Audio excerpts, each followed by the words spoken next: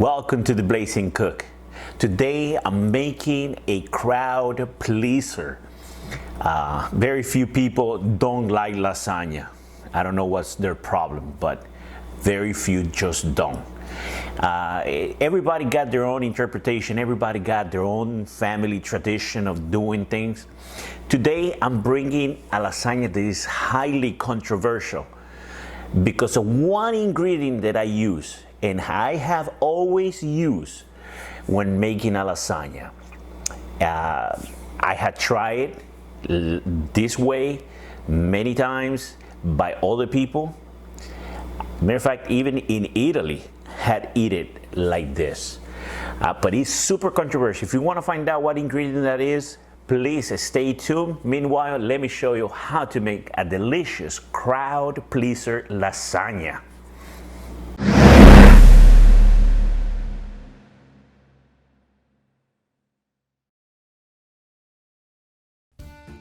Here are the starter ingredients: fresh basil, a must to make our sauce, fresh garlic. We're gonna be using some cheese, of course. We're gonna use string tomatoes. This is to make our own sauce, and diced tomato. Mamma mia! We're gonna use a large onion, a large scallop. We're gonna use ground beef, a pound of it, as well as a pound of ground pork. We're gonna mix these two together. First thing first, we're gonna start with our sauce because we need the sauce to reduce, to cook, to have the perfect balance and consistency. We don't want watery pasta. We don't want watery sauce to overcook our pasta or anything like that. So we're just going to start chopping our basil so we can start making the sauce. This is super simple, but yes, delicious. And notice something, I'm making my sauce separate. I'm gonna be cooking my meat separate. And right now I'm adding the diced tomato because when my lasagna is done, I want to be able to find those pops of tomatoes. You add a lot of flavors to it. You add texture to the sauce. I'm adding a couple cloves of garlic and I'm stirring well. Now I'm gonna put this on the stove and I'm gonna start slowly reducing it. Now to cook my meat, which I'm also doing separately, we're gonna make a bolognese sauce, but I wanted to just incorporate everything together towards the end before assembly, because I don't want the tomato sauce to just be tasting like the meat. I want to have its own identity, as well as the meat to have its own identity. But when you bite to it, it's just delicious.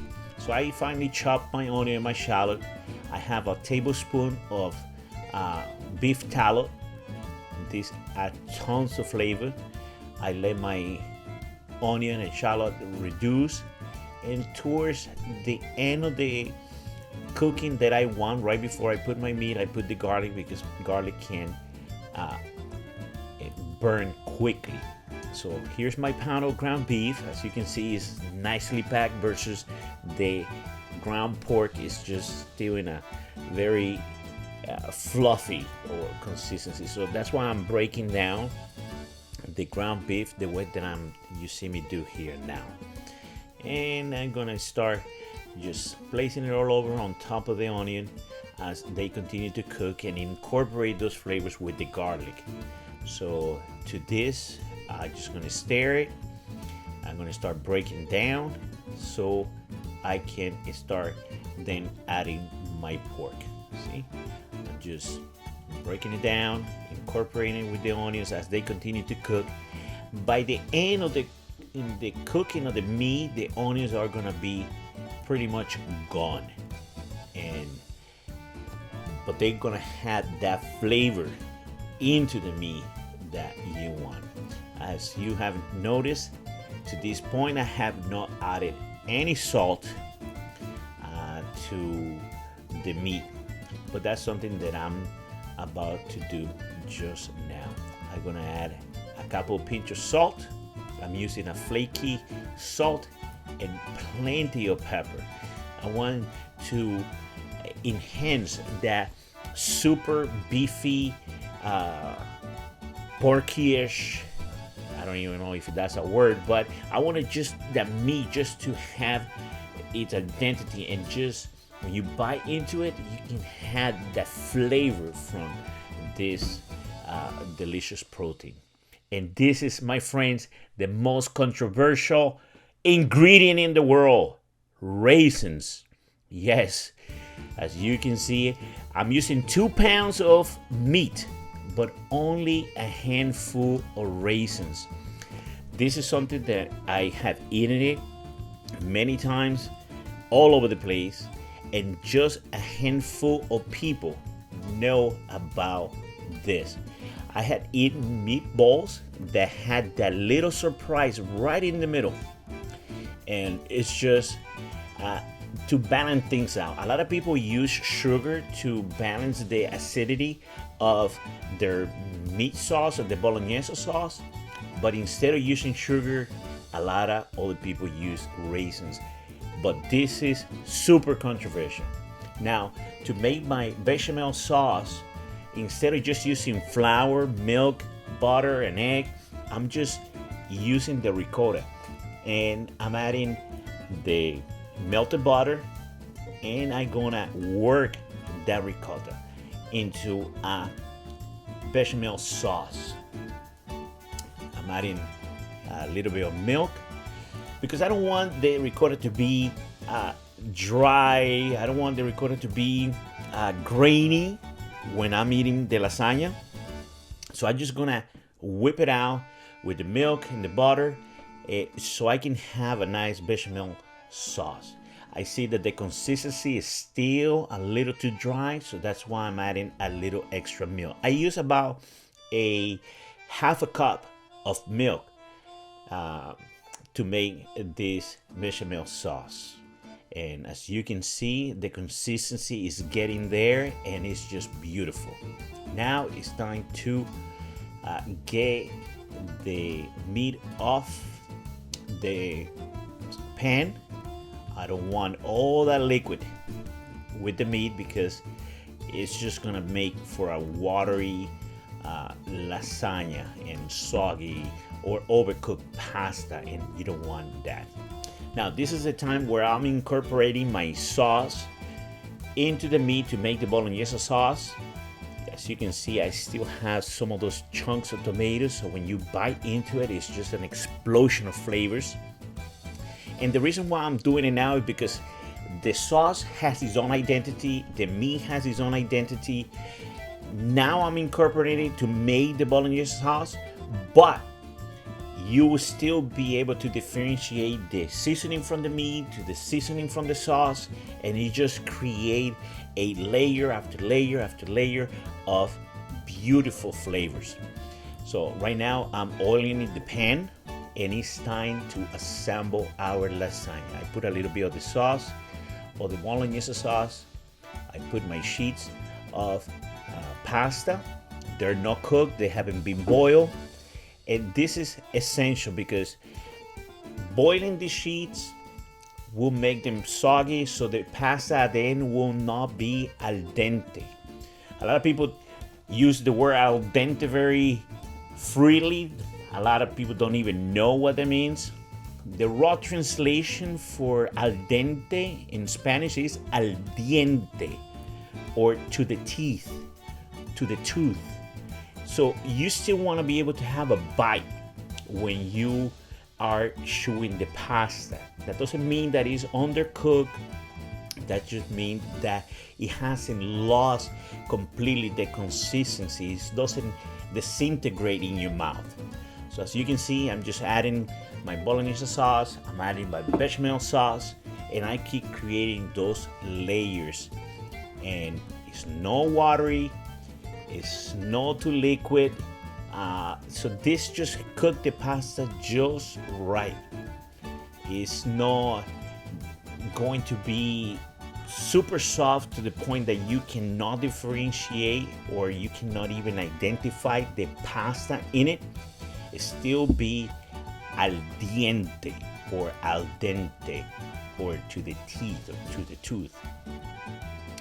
So just to finish it up, I'm adding some of that extra sauce that we made, and I'm just gonna cover the top.